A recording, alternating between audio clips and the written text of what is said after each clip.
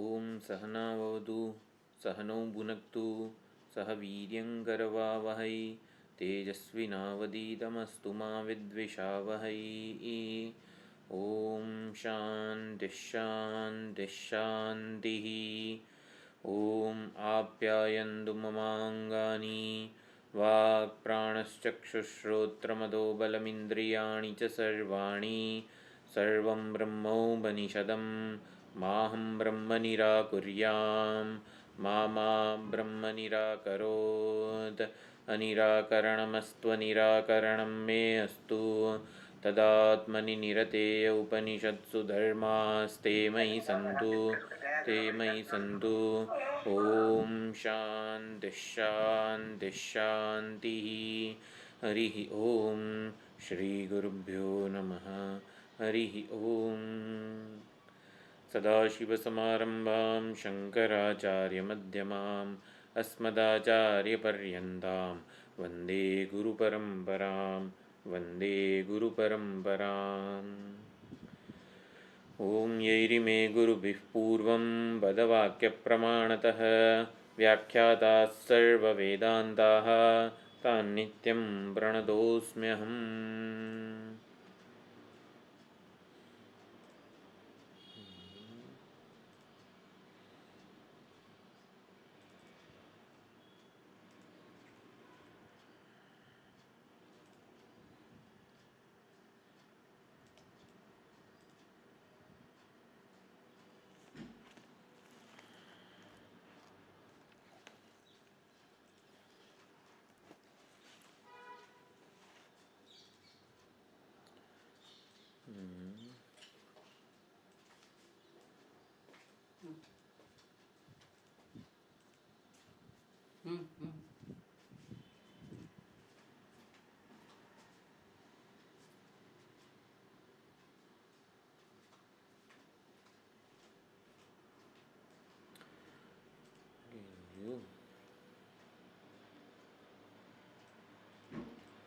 ओम नमो भगवते भूमविद्याचार्याय स्कंदाय ब्रह्मिष्ठाय योगीश्वराय सोपान आरोहणवत शाखाचन्द्रदर्शनवत भूमाख्यनिरतिशयतत्त्वोपदेष्ट्रे सनत्कुमाराय न्यायतः उपसन्नाय मुदितकषायाय कृतकर्तव्याय सर्वविज्ञानसाधनशक्तिसम्पन्नाय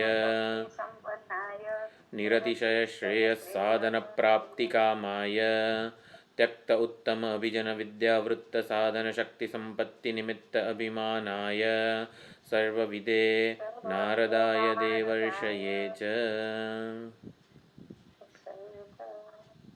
नामादिभ्यः परो भूमा सर्वात्मा कारकोऽद्वयः स्वात्मस्थः प्रत्यगानन्दो नक्षग्राह्यो ग्रहक्षमः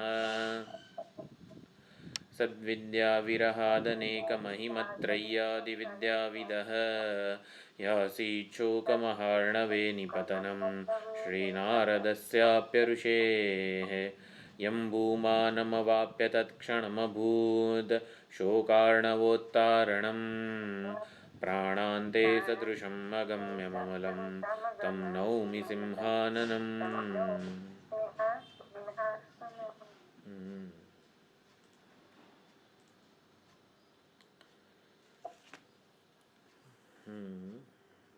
व्यावहारिक सत्यમાંથી પારમાર્થિક સત્ય સુધી પહોંચવાનો જે માર્ગ છે એ નારદજીને સનતકુમાર ઉપદેશી રહ્યા છે. તો પારમાર્થિક સત્યમાંથી વ્યાવહારિક સત્યમાં જવું હોય વ્યાવહારિક સત્યમાંથી પારમાર્થિક સત્યમાં જવું હોય તો ક્વોન્ટમ જમ્પ જરૂરી છે. ક્વોન્ટમ જમ્પ એટલે મંડુકપ્લુતિ એટલે યાત્રા હવે એક જુદા જ સ્તરની હોય એવું આપણે સમજી શકીએ. વ્યાવહારિક સ્તર કરતાં પારમાર્થિક સ્તરની યાત્રા જુદી કેમ હોય?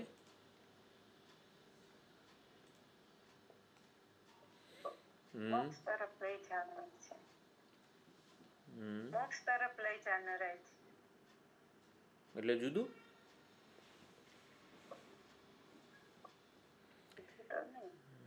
થોડી તો જુદી હોય ને. ભગવાન મફત મળે એવા નથી.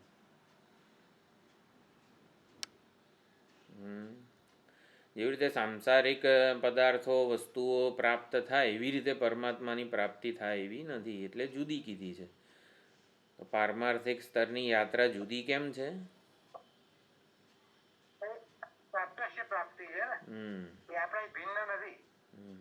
પારમાર્થિક સત્ય, હા, પારમાર્થિક સત્યને પ્રાપ્ત કરવું એ પ્રાપ્તસ્ય પ્રાપ્તિ છે. બરોબર. હજી એકાદો સરસ સુંદર આમ લક્ષણ જેવું કંઈક પારમાર્થિક સત્ય. જાણવું પડે, જાણવાની જરૂર છે, પ્રાપ્ત કરવાની જરૂર નથી, કારણ કે એ આપણું સ્વરૂપ છે. હા. અને દસમા ને દસમો ક્યારે મળ્યો? જ્યારે એ જાણી ગયો હું દસમો છું, ત્યારે એનો સંતોષ થયો. એટલે પારમાર્થિક સત્ય મારાથી જુદું નથી, અને માટે એને પ્રાપ્ત કરવાની જાણવાની જે યાત્રા છે એ વ્યાવહારિક સત્ય, વ્યાવહારિક વસ્તુઓ કરતાં જુદી છે. વ્યાવહારિક સત્યની પ્રાપ્તિ કરવી હોય, એનો લાભ મેળવવો હોય તો કયા સાધનો છે આપણી પાસે? વૈદિક કર્મ અને ઉપાસનાઓ.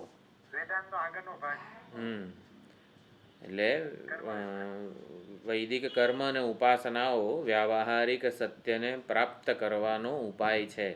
વ્યાવહારિક સત્ય એટલે વ્યવહારમાં જે કંઈ પણ વ્યક્તિ, વસ્તુ, પરિસ્થિતિ, સુખ વગેરે જે કંઈ પણ આપણે ઈચ્છી રહ્યા છીએ, સુખ, સગવડતા, સમૃદ્ધિ વ્યવહારિક સ્તરની, એ બધાની પ્રાપ્તિનો ઉપાય છે કર્મ અને ઉપાસના. એ ખાલી જાણવાથી કશું થાય નહીં, અને હા, કરવું પડે. હા, કર્મોને ઉપાસનાઓ કરવા પડે, અનુષ્ઠાન વગેરે કરવું પડે. અને વ્યાવહારિક સત્યને જાણવા માટે જે શ્રદ્ધાની જરૂર છે એના કરતાં, એટલે કર્મકાંડ વિષયમાં એટલે અપ્રાપ્ત સુખ, સ્વર્ગરૂપી સુખ, એટલે કે કર્મોને ઉપાસનાઓ કરીને જે સુખ આપણે પ્રાપ્ત કરીએ છીએ, સ્વર્ગ, આપણે ઉદાહરણ તરીકે સ્વર્ગ વગેરે માનીએ તો સ્વર્ગ એ નિત્ય પરોક્ષ છે. સ્વર્ગ કોઈએ જોયું છે પોતાની આંખે? કોઈ જ જોયું નથી. કોઈ જોઈ શકવાનું છે? એટલે વેરીફાયેબલ ટ્રુથ નથી. સ્વર્ગાદી સુખ વેરીફાયેબલ નથી. આજે હું કોઈકને યજ્ઞદાન તપ વગેરે કંઈ બી કરું સકામ ભાવે, કે તો એનું શું મને ફળ મળશે? એટલે પુણ્ય કર્મ કરીએ તો સુખ મળે, એ બરાબર છે, એ તો વેદે કીધેલું છે, અને એ આપણે આવી રીતે વેદ રૂપી પ્રમાણથી આપણે સ્વીકારીએ છીએ. તો કર્મકાંડ વિષયમાં અપ્રાપ્ત સુખ વિષયે શ્રદ્ધા જુદી, એક પ્રકારની શ્રદ્ધા હોય છે. અને વેદાંતમાં જેને શ્રદ્ધા કીધી છે, એટલે કર્મકાંડ કરતાં વેદાંતની શ્રદ્ધા જુદી છે. વેદાંતની શ્રદ્ધા વેરીફાયેબલ ટ્રુથ છે, એટલે જે પરમાત્માની પ્રાપ્તિ માટે, એને જાણવા માટે આપણે પ્રયત્ન કરી રહ્યા છીએ એ પ્રાપ્ત છે, અને માટે વેરીફાયેબલ છે. ઓલું સ્વર્ગ વગેરે જે છે એ વેરીફાયેબલ નથી, એટલે એના માટે પણ શ્રદ્ધા જરૂરી છે. શ્રદ્ધા વગર એકે જ્યોતિષ્ઠોમ, અગ્નિહોત્ર કે યજ્ઞદાન તપ કશુંય થાય નહીં. શ્રદ્ધા વિના યજ્ઞદાન તપ, એકે વૈદિક કર્મ કે ઉપાસના ના થાય. શંકર ભગવાનની પૂજા કરવી જોઈએ સવારે ઉઠીને. કોણે કીધું? કેમ કીધું? શું કરવાથી? એને કરવાથી શું મળશે? એટલે આ બધી શ્રદ્ધા હોય તો જ થાય. વૈદિક કર્મો અને ઉપાસનાઓ જે આપણા ભગવાનની, આપણા ઈષ્ટદેવની કરી રહ્યા છીએ, એમાં શ્રદ્ધાપૂર્વક જ આપણે નિયુક્ત થતા હોઈએ છીએ. પરંતુ એ જ્યારે હોય ત્યારે શ્રદ્ધા જુદા પ્રકારની છે, વેરીફાયેબલ નથી. આ રુદ્રાભિષેક કરીશ તો મને આવો અનુગ્રહ પ્રાપ્ત થશે વગેરે વેરીફાયેબલ નથી.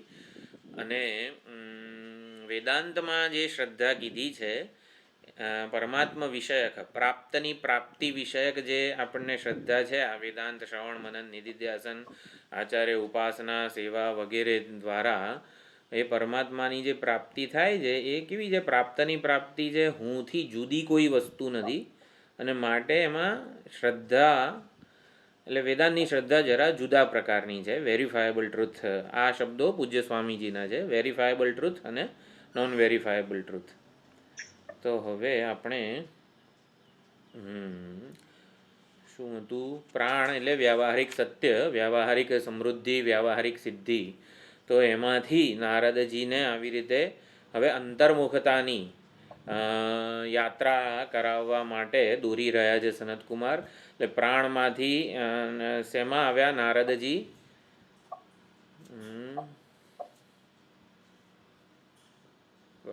પ્રાણમાંથી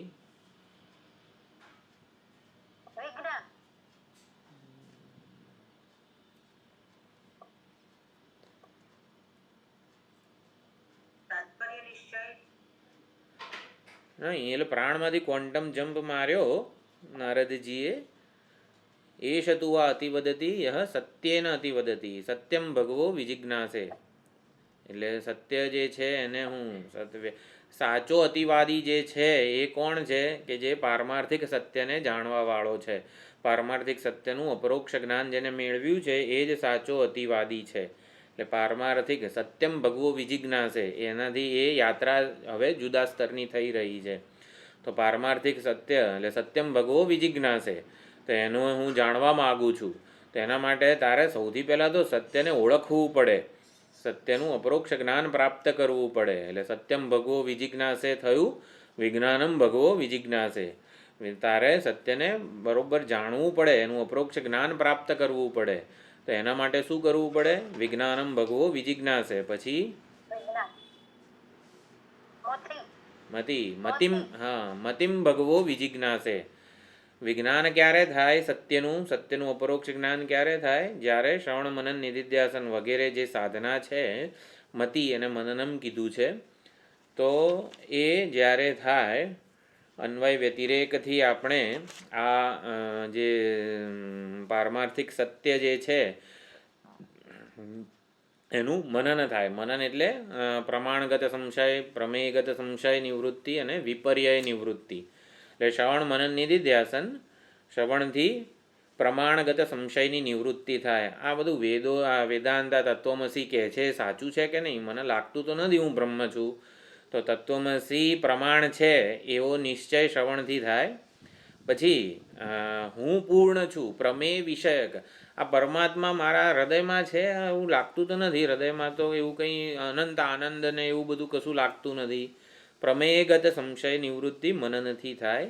અને વિપર્યય જ્ઞાન થયા પછી જ્ઞાન નિષ્ઠા માટે એટલે દેહાત્મ બુદ્ધિના સંપૂર્ણ જે અવરોધ છે એની નિવૃત્તિ માટે નિધિધ્યાસન એટલે પ્રપંચ મિથ્યાત્વનો નિશ્ચય વારંવાર દ્રઢ કરવો પડે. હંમેશા આપણે જગત મિથ્યા છે, જગત મિથ્યા છે એવું જાણે કે સમજવા માટે ઘણી યુક્તિઓ વિચારતા હોઈએ છીએ. જગત મિથ્યા છે એના કરતાં મારા મતે વધારે અગત્યની મિથ્યાત્વ નિશ્ચય પ્રમાતા મિથ્યા છે ને એ પણ થવો જોઈએ. એટલે જગત એટલે પ્રમેય મિથ્યા છે. પ્રમેય ઇન ધ સેન્સ કે આપણને જે જણાય છે ને આ જગત એ મિથ્યા છે. એટલે કેવો હું તો બરોબર જ છું એમ. એટલે આપણે પોતાના જગતમાંથી પોતાના તરફ આવતા નથી. એટલે પ્રમાતા મારી અંદર રહેલો જાણનારો, જોનારો, સાંભળનારો, કરનારો, ભોગતા, કરતા આ મિથ્યા છે ને એ વધારે અગત્યનું છે. પ્રમાતા મિથ્યા છે એવું કોઈ દિવસ લાગ્યું છે આપણને? એટલે જગત રોલ બદલાય તો રહે ને. હા, એનો રોલ બદલાય છે. રોલ બદલાય, શ્રોતા બને, મનતા બને, કઈકમાં ચાલવા વાળો બની જાય, કઈકમાં કઈક વાંચવા વાળો બની જાય. એટલે પ્રમાતા મિથ્યા છે. એટલે પ્રમાતા મિથ્યા છે એનો મતલબ શું થાય? પરમેનન્ટ નથી. ભલે જ ના હોય.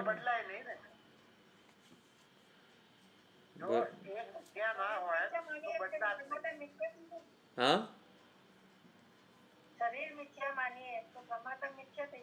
ના, શરીર દ્વારા વ્યવહાર કરનારો હું કોઈ દિવસ લાગ્યો એમ તમને?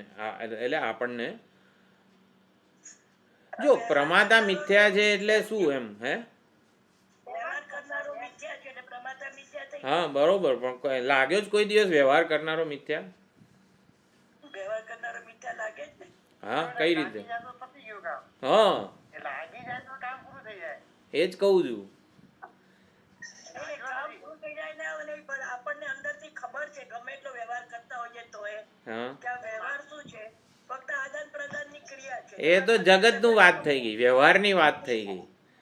એ તો વ્યવહાર મિથ્યા છે એ થયું. વ્યવહાર કરનારો મિથ્યા છે એટલે વ્યવહાર કરનારો મિથ્યા જો મિથ્યા શબ્દનો અર્થ શું કીધો તો પહેલા આપણે? જગત મિથ્યા છે એટલે જગત વિશ્વસનીય નથી, સુખ સલામતીનું કાયમી વસ્તુ નથી વગેરે. જગત મિથ્યા છે એમાં મિથ્યા શબ્દનો અર્થ એ થયો હતો. પ્રમાદા મિથ્યા છે, પ્રાણ મિથ્યા છે એટલે શું થયું હતું? એનો શું અર્થ? આવું બધું ભૂલી નહીં જવાનું. પ્રાણ મિથ્યા છે એનો શું અર્થ કર્યો હતો? હા, અજ્ઞાન કલ્પિત છે. પ્રમાદા અજ્ઞાન, દોરીમાં સાપ જણાય ને એ રીતે પ્રમાદા જણાઈ રહ્યો છે મને. બોલો, દોરીમાંનો સાપ જે છે ને એ સાંભળે છે, એ જુએ છે, એ બોલે છે, એ કરતા છે ને એ ભોગતા છે. બોલો, આવું લાગ્યું કોઈ દિવસ દોરીમાંનો સાપ છે? એટલે પ્રમાદા મિથ્યા છે એટલે અજ્ઞાન કલ્પિત, અજ્ઞાનને લીધે જણાય છે. મારા સાચા પરમાત્માના, પરબ્રહ્મના સાચા સ્વરૂપને ન જાણવાને લીધે એ જણાઈ રહ્યો છે, ખોટો જણાઈ રહ્યો છે. પ્રમાતા મિથ્યા જે લાગવું જોઈએ. ત્યારે આપણે માન અપમાનથી પર થઈ જઈએ ઓટોમેટિક. એ અત્યારે તકલીફો છે, કોઈ મારું માન થયું, અપમાન થયું, મને આ યોગ્ય આ અયોગ્ય છે, તો એનું કારણ છે પ્રમાતાને મિથ્યા નથી માન્યો. જ્યારે પ્રમાતા મિથ્યા નિશ્ચય થઈ જાય તો આ બધી મુશ્કેલીઓમાંથી આપોઆપ જ બહાર આવી જવાય. જ્યાં સુધી એ મુશ્કેલીઓ છે ત્યાં સુધી પ્રમાતાને આપણો સત્ય જ માન્યો છે. બરોબર. આ તો બધી બરાબર છે કે સમજાઈ ગઈ, પણ જ્યાં સુધી આ બધી તકલીફો છે આપણને. બરોબર. એટલે પ્રમાદા મિથ્યા સમજવો એ વધારે અગત્યનું છે. જગત મિથ્યા હોય કે જે હોય, આપણે એના લીધે જગત સાચું દેખાય છે. પ્રમાદાને જાણ્યો નથી ને એટલે જગત સાચું, મહત્વનું, રાગદ્વેષ જન્માવનારું વગેરે જણાય છે. એટલે આપણે પ્રપંચ મિથ્યાત્વ નિશ્ચય જે છે એની સાથે સાથે પ્રમાતૃત્વ વગેરે જે છે મારામાં કરતા ભોગતાપણું, એ મિથ્યા લાગવું જોઈએ, અજ્ઞાન કલ્પિત લાગવું જોઈએ. તો જ બ્રહ્મ, એટલે એના માટે નિધિધ્યાસન છે. જો શ્રવણ મનન નિધિધ્યાસનની વાત કરીને, શ્રવણથી પ્રમાણગત સંશય નિવૃત્તિ થાય, મનનથી પ્રમેયગત સંશય નિવૃત્તિ થાય, અને નિધિધ્યાસનથી આ પ્રમાતૃત્વ જે વગેરે જે છે ને બધું એ મિથ્યા છે, અજ્ઞાન કલ્પિત છે, એ બધું આપણે નિશ્ચય કરી શકીએ છીએ. જ્ઞાનકાંડની એટલે કે વેદાંતમાં જે શ્રદ્ધા છે એ ઓલા કરતાં, કર્મકાંડ કરતાં જુદી છે. એ હવે આપણે શ્રદ્ધા વિશે થોડોક વિચાર કરેલો. શ્રદ્ધા એટલે શું? શ્રદ્ધામ ભગવો વિજિજ્ઞાસે. તો શ્રદ્ધામ ભગવો વિજિજ્ઞાસે એવું નારદજીને કેમ થયું? કારણ કે મનન તો જ થઈ શકે જો શ્રદ્ધા હોય તો. શ્રદ્ધા હોય તો જ મનન થાય. મનન એટલે વેદાંતિક ઇન્ક્વાયરી, વેદાંત વિચાર જેને કીધો છે એ જ. શ્રવણ મનન નિધિધ્યાસન એટલે વેદાંત વિચાર. તો એ ક્યારે થઈ શકે? શ્રદ્ધા હોય તો. વેદાંત શાસ્ત્રમાં શ્રદ્ધા હોય, ગુરુ ઈશ્વરમાં શ્રદ્ધા હોય તો વેદાંત વિચાર કે મનન થઈ શકે. એટલે શ્રદ્ધામ ભગવો વિજિજ્ઞાસે. તો વેદાંત પ્રમાણ છે એવી બુદ્ધિ આપણને જન્મે, એટલે શ્રદ્ધા એટલે પ્રમાણ બુદ્ધિ. ઓલામાં શ્રદ્ધા એટલે વેરીફાયેબલ ટ્રુથ નથી. એ જ્યારે અહીંયા છે ને પ્રમાણ બુદ્ધિ એટલે હું વેદાંતને, ગુરુને, ઈશ્વરને બેનિફિટ ઓફ ડાઉટ આપું કે એ જે કહે છે એ સત્ય છે, ભલે અત્યારે મને લાગતું ન હોય, પરંતુ હું શાસ્ત્રની, આચાર્યની, ઈશ્વરની વકીલાત કરું, એને શ્રદ્ધા કહેવાય. એની તરફેણમાં દલીલ કરું, તર્ક કરું, એને શ્રદ્ધા કહેવાય. વકીલાત કરવી એટલે ખ્યાલ આવે છે ને? એ તો સાચા છે, એના પક્ષે અનેક યુક્તિઓ રજૂ કરું કે કેવી રીતે વેદાંત શાસ્ત્ર પ્રમાણ છે, કેવી રીતે આચાર્યનો ઉપદેશ પ્રમાણ છે, કેવી રીતે ઈશ્વર અનુગ્રહ સ્વરૂપ છે, કરુણાસાગર છે, હિતેચ્છુ છે, સુહૃત છે. એના માટે મારી પાસે 1000 યુક્તિઓ, દલીલો, એટલે કોર્ટમાં જે વકીલ પાસે કેવું પોતાના પક્ષને મંડન માટે દલીલો હોય, એવી જ રીતે મને પણ આવી રીતે વેદાંત શાસ્ત્ર, આચાર્ય, ઈશ્વર બધા માટે શ્રદ્ધા હોવી જરૂરી છે. પ્રમાણ બુદ્ધિ, વકીલાત કરવી જરૂરી છે. શ્રદ્ધા જન્મી છે કે નહીં એનું માપદંડ શું છે? પ્રત્યયત્રય સંગતિ એ શ્રદ્ધાનું પરિણામ છે. પ્રત્યયત્રય સંગતિ ગઈ વખતે વિચાર કરી લીધો છે. શાસ્ત્રનો જે નિશ્ચય છે એ જ ગુરુએ ઉપદેશ્યો છે અને ગુરુના ઉપદેશ પ્રમાણે જ મારો અનુભવ છે.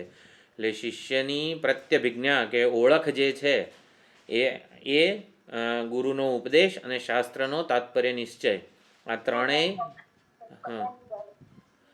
ત્રણેય આવી રીતે વચ્ચે સુમેળ છે. એટલે પ્રત્યયત્રય સંગતિ આપણામાં હોય જન્મે તો શ્રદ્ધા કહેવાય. એટલે શ્રદ્ધાનું પરિણામ છે પ્રત્યયત્રય સંગતિ. ભાષ્યકારે શ્રદ્ધા વિશે શું લખ્યું છે? મંતવ્ય વિષયે આદરઃ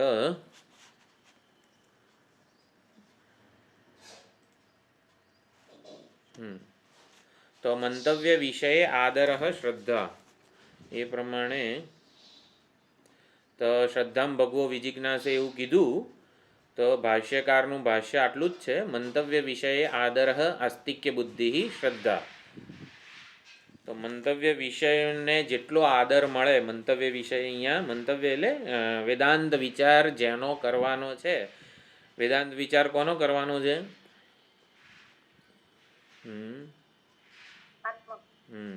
આત્માવારે દ્રષ્ટવ્ય, શ્રોતવ્ય, મંતવ્ય, નિદિધ્યાસિતવ્ય.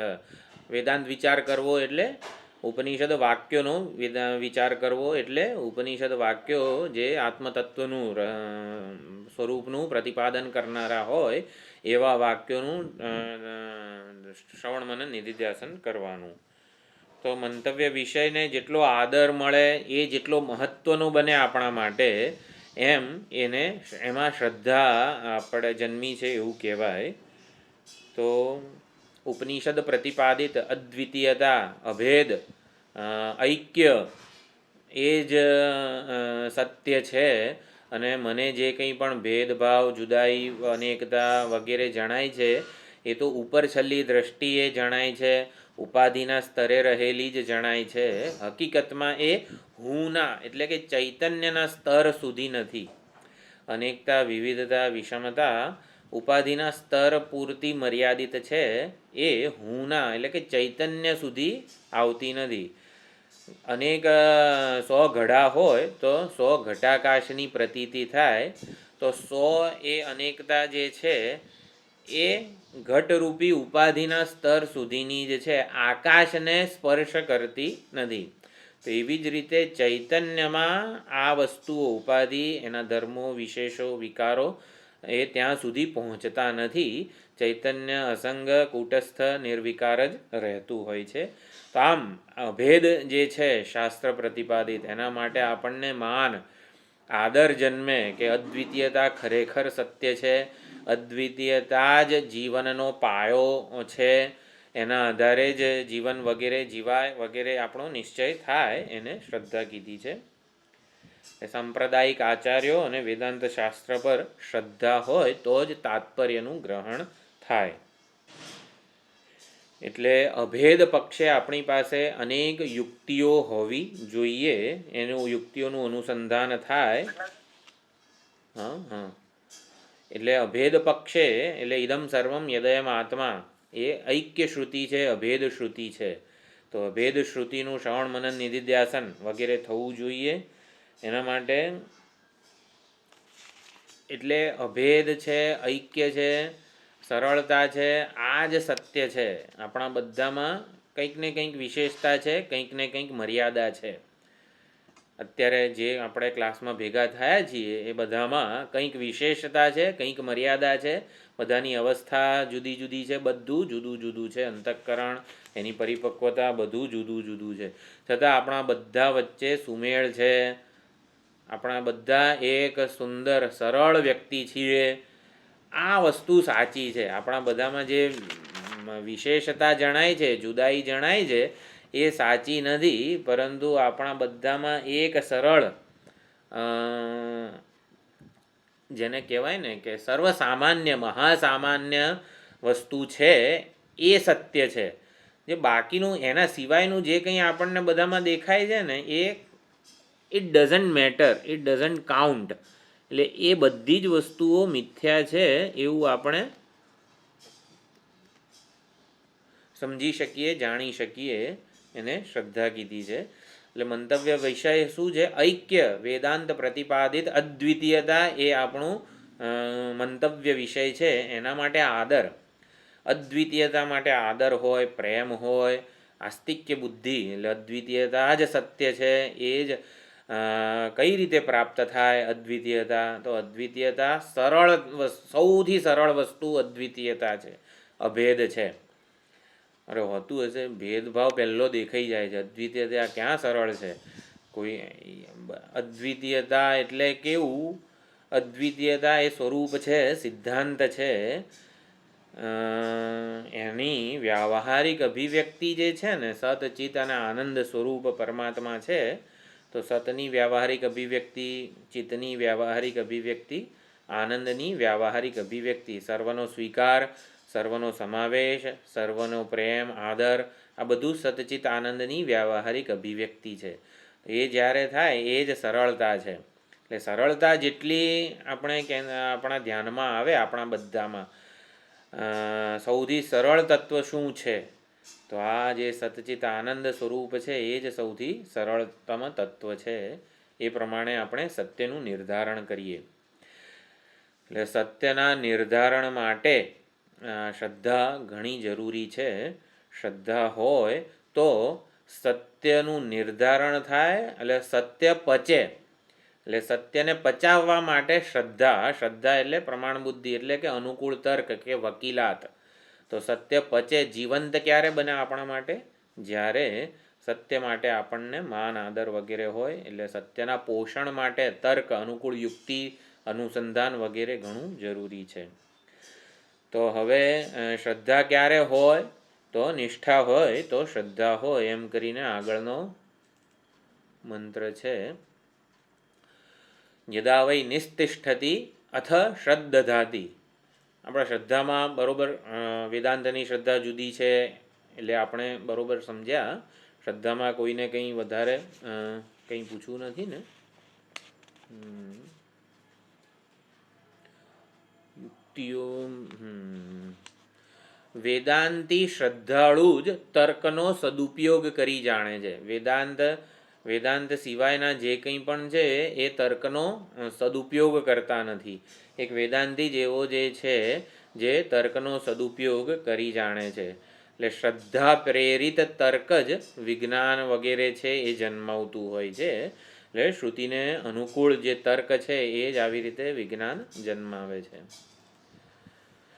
તો શ્રદ્ધાનું કારણ શું છે? શ્રદ્ધામ ભગવો વિજિજ્ઞાસે. એટલે શ્રદ્ધામ ભગવો વિજિજ્ઞાસે એટલે એનો શું ગુજરાતી અર્થ થાય? કેવી રીતે? શ્રદ્ધા ત્વેવતે વિજિજ્ઞાસિતવ્યા ઇતિ. એટલે શ્રદ્ધાને તારે જાણવી જોઈએ વિશેષ રૂપે. એટલે આ નારદજી કહે છે, ભગવાન શ્રદ્ધાને હું જાણવા માગું છું. કેવી રીતે મારામાં આવી શ્રદ્ધા જન્મે કે જેથી મનન વગેરે થાય, એનું પ્રત્યયતરાય સંગતિ જન્મે. એવી રીતે હું શ્રદ્ધાને મારામાં જન્માવવા ઈચ્છું છું, જાણવા ઈચ્છું છું. વેદાંત શાસ્ત્રમાં પ્રમાણ બુદ્ધિ એટલે કે શ્રદ્ધા કેવી રીતે જન્મે એ હું જાણવા ઈચ્છું છું, એવું કીધું. શ્રદ્ધામ ભગવો વિજિજ્ઞાસે. એટલે હવે સનતકુમાર કહે છે, યદા વૈ નિસ્તિષ્ઠતિ અથ શ્રદ્ધધાતિ.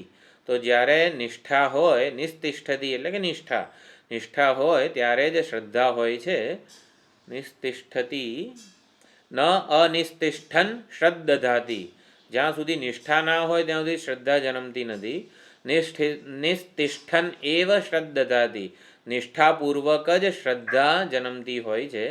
માટે નિષ્ઠા ત્વેવતે વિજિજ્ઞાસિતવ્યા ઇતિ. માટે નિષ્ઠાને તારે જાણવી જોઈએ.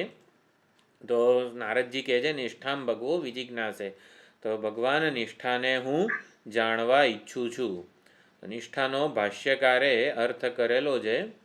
નિષ્ઠા ગુરુ શુશ્રૂષાદિ તત્પરત્વમ બ્રહ્મ વિજ્ઞાનાય. તો બ્રહ્મ વિજ્ઞાન માટે ગુરુ સેવા શુશ્રૂષાને પરાયણ રહેવું એને નિષ્ઠા કહેવાય છે. વેદાંત શાસ્ત્રમાં, આચાર્યમાં અને ઈશ્વરમાં પ્રમાણ બુદ્ધિ કે શ્રદ્ધા કેવી રીતે જન્મે? તો કે નિષ્ઠાથી જન્મે. તો નિષ્ઠા એટલે શું? ગુરુ શુશ્રૂષા પરાયણતા. ગુરુ સેવા, ગુરુ શુશ્રૂષા, ગુરુ સેવાને પરાયણ રહેવું. એટલે આપણે આચાર્યની, ગુરુની, આશ્રમની સેવા કરીએ એને નિષ્ઠા નથી કીધી. સૌથી પહેલાં આપણે જુઓ અહીંયા શું કીધું છે ભાષ્યકારે. ગુરુ પરત્વમ, ગુરુ શુશ્રૂષાદિ પરત્વમ. પણ શેના માટે? મને મજા આવે છે સ્વામીજીની સેવા કરવાની. હવે મજા માટે નહીં, શેના માટે?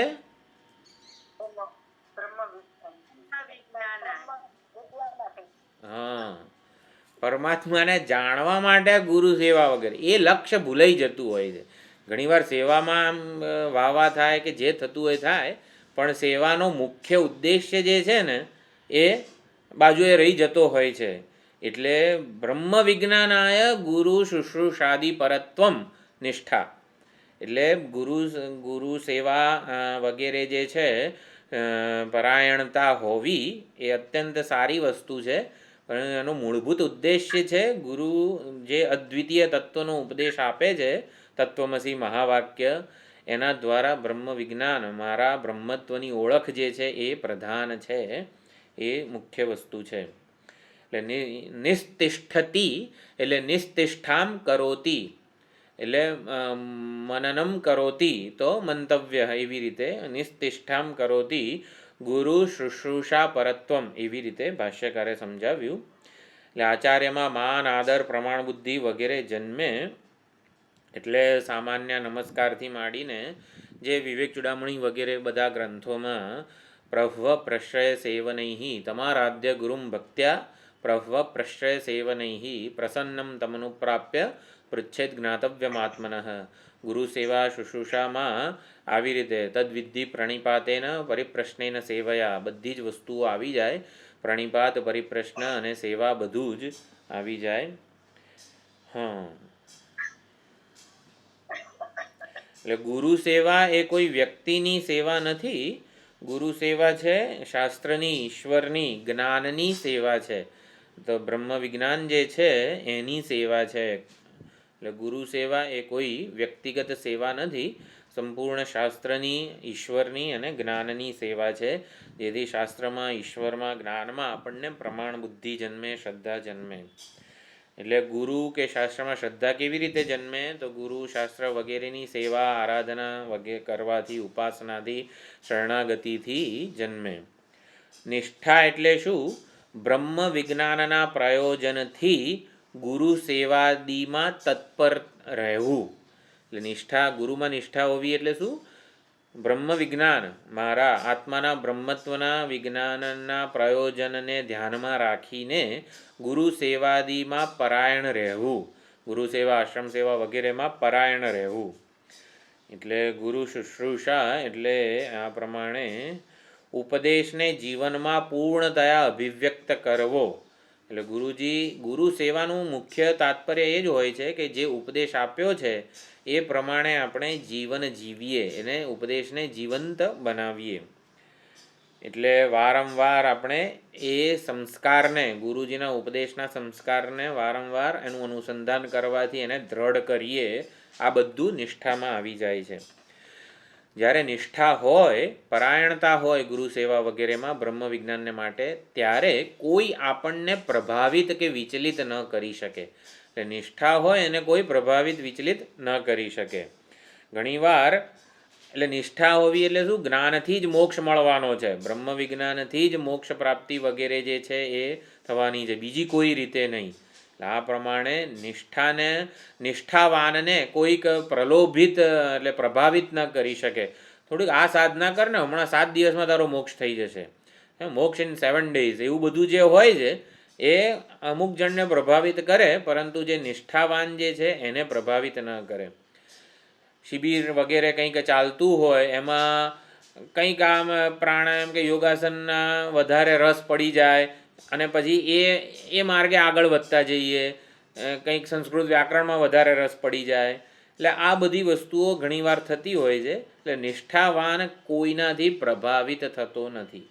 આ પ્રમાણે સંસાર જગત મિથ્યા હોવાથી, જગતનેમાં જાણનારો જે છે એ મિથ્યા હોવાથી માત્ર ને માત્ર જ્ઞાનથી જ મોક્ષ મળે. કંઈક કરવાથી મોક્ષ મળવાનો નથી. કંઈ યોગાસન પ્રાણાયામ વગેરે કરવાથી મોક્ષ મળવાનો નથી. કંઈક કરવું ને સુખ મળે ને એ તો સુખનો જ અનાદર છે. એટલે ત્યાં સુધી કંઈક કરું ને દસમો મળવાનો છે કોઈ દિવસ. એટલે દસમાના જ્ઞાનથી જ દસમાની ઓળખ થાય, એટલે પ્રાપ્તિ થાય, લાભ થાય. એટલે આ પ્રમાણે આ નિષ્ઠા હોય જ્યારે, ત્યારે પછી કોઈ સાધના, કોઈક વિશેષ સાધના વગેરે આપણને વિચલિત કરી શકે નહીં. એટલે જ્ઞાન પ્રાપ્તિનો એકમાત્ર ઉપાય આવી રીતે ગુરુમુખેથી તત્વમસી મહાવાક્યનું શ્રવણ મનન નિધિધ્યાસન છે. એ જ એકમાત્ર ઉપાય છે. એમાં જ નિષ્ઠા હોવી જોઈએ.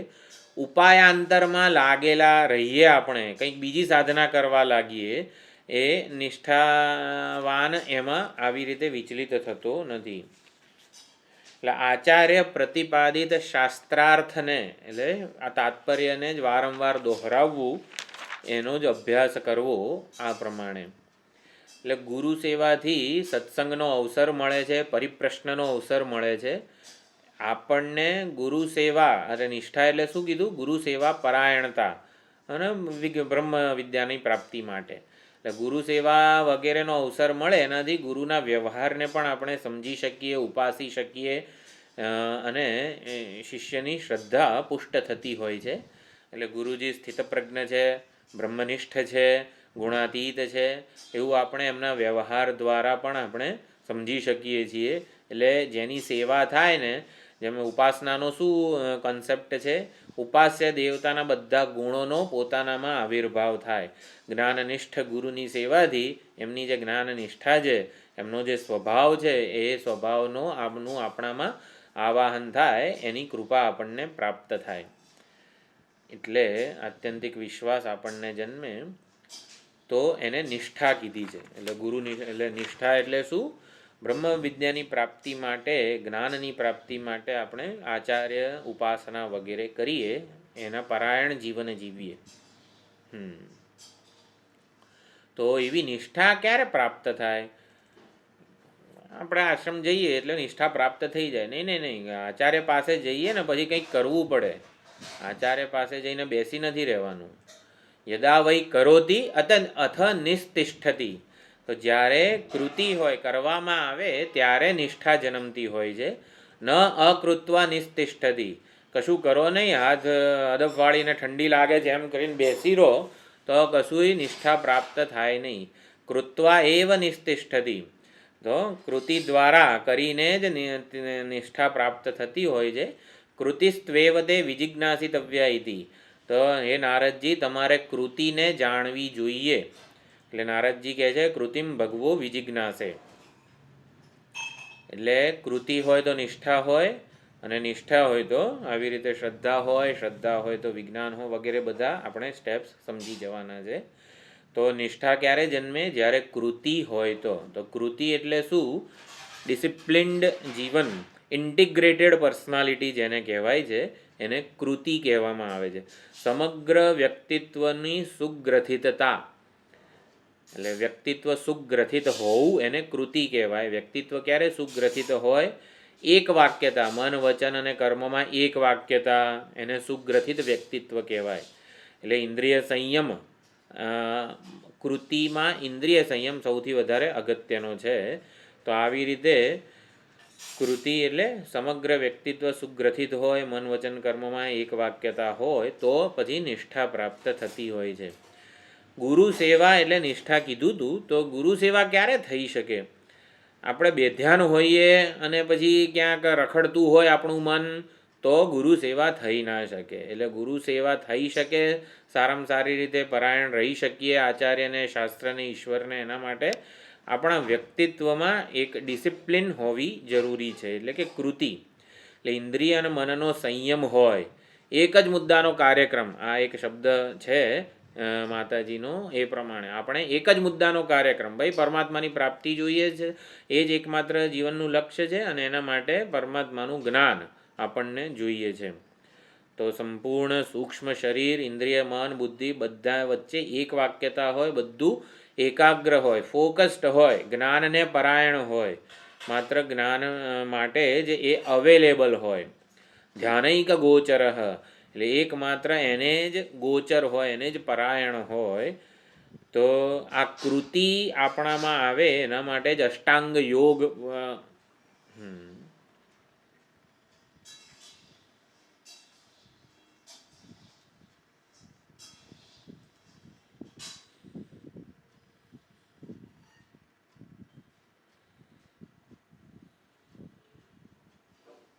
Recording in progress.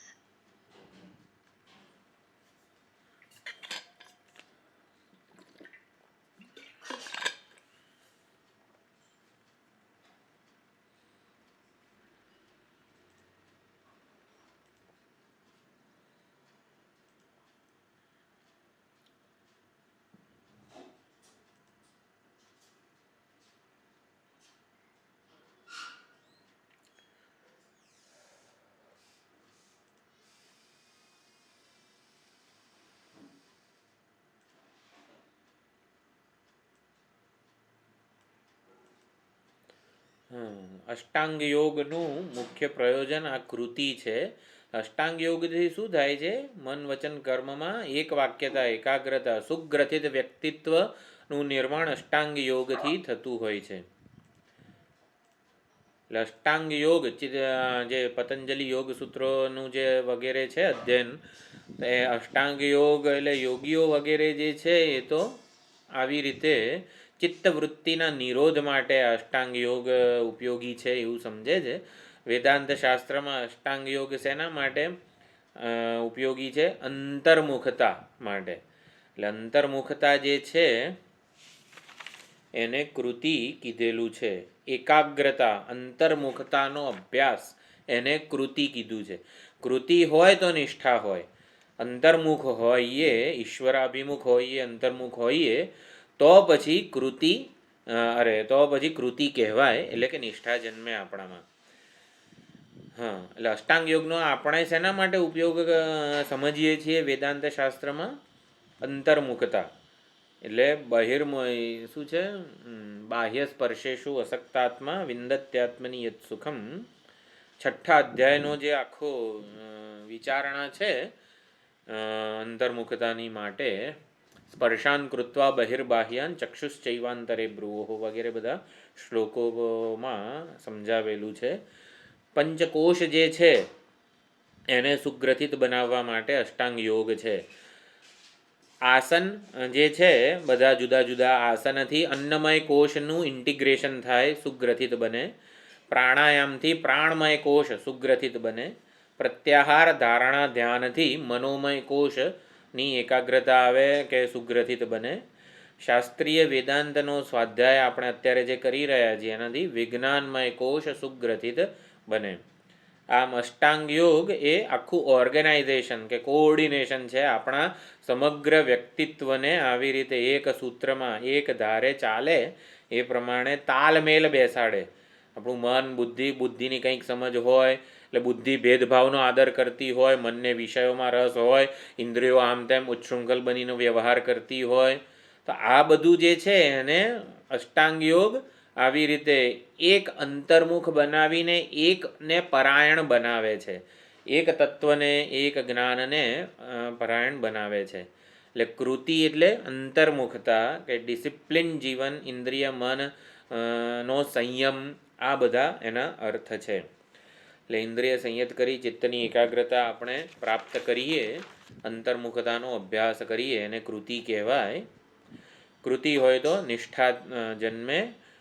એટલે કૃતિ ક્યારે થાય? જ્યારે વ્યક્તિત્વને, એના આગ્રહ, એની માન્યતા, અહંકાર વગેરેને આપણે નગણ્ય માનીએ. દેહાભિમાન, દેહાશક્તિ વગેરે જે છે એ હોય ત્યાં સુધી રાગદ્વેષપૂર્વકનો બહિર્મુખ વ્યવહાર થવાનો જ છે.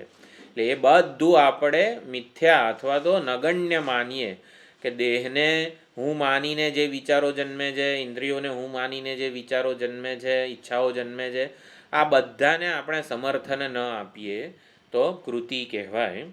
એટલે કૃતિ એટલે ડેલિબરેટ વ્યક્તિત્વ, સભાન વ્યક્તિત્વ, સાધક જેને કહેવાય, સભાન ડેલિબરેટ વ્યક્તિત્વ, પૂછ્યા વિના કશું કરે નહીં, એને કૃતિ વાળો સાધક કહેવાય. એટલે આપણા દરેક આ કરવું છે તો ભાઈ એનાથી મોક્ષ મળવાનો છે, જ્ઞાન પ્રાપ્ત થવાનું છે, વિવેક વૈરાગ્ય પુષ્ટ થવાના છે, તો પછી કરીએ. એટલે આ પ્રમાણે કોઈ પણ વસ્તુ કરવી હોય તો પહેલાં આપણે પૂછે, એમને જાતે ને જાતે ક્યાંક પહોંચી જાય એવું નહીં. એટલે બીજો એક અર્થ કરેલો છે લિવિંગ ઇન પ્રેઝન્ટ, એને પણ કૃતિ કીધેલી છે.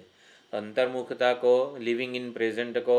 બહિર્મુખતા એટલે શું? સુખને આપણે બહાર ભવિષ્યમાં શોધીએ, સુખને પ્રાપ્તવ્ય માનીએ, તો એને બહિર્મુખતા કહેવાય. પણ કૃતિ એટલે શું? અંતર્મુખતા. અંતર્મુખતા એટલે લિવિંગ ઇન પ્રેઝન્ટ, જે છે એ બધું યોગ્ય છે, જે છે બધું ઈશ્વરના હાથમાં છે, સંચાલનમાં છે, એટલે મારે બહુ ચિંતા કરવાની જરૂર નથી, મારે મારું કામ કરવાનું છે. એટલે આ પ્રમાણે હવે કશું જ પ્રાપ્ત કરવાનું બાકી નથી. બીજી એક વસ્તુ, કૃતિ એટલે એકાગ્રતા, અંતર્મુખતા એટલે શું? અંતર્મુખતા ક્યારે જન્મે આપણામાં? જ્યાં સુધી પૂર્ણતાને એટલે કંઈક નિરાત, કૃતકૃત્યતા વગેરે બહારથી મેળવવાનો પ્રયત્ન ચાલુ છે ત્યાં સુધી કૃતિ નથી. એટલે સુખ કે પૂર્ણતા એટલે કૃતિ એટલે શું? એવો નિશ્ચય કે આટલા જન્મ્યો ત્યારથી પૂર્ણતાને, સુખને શોધી રહ્યો છું, પણ જેવું સુખ મળે તરત જ એ મને વધારે આઘું જણાય છે. પૂર્ણતા કે સુખ, સંતોષ પ્રાપ્ત થતો નથી અને અપૂર્ણતાથી છૂટી શકાતું નથી.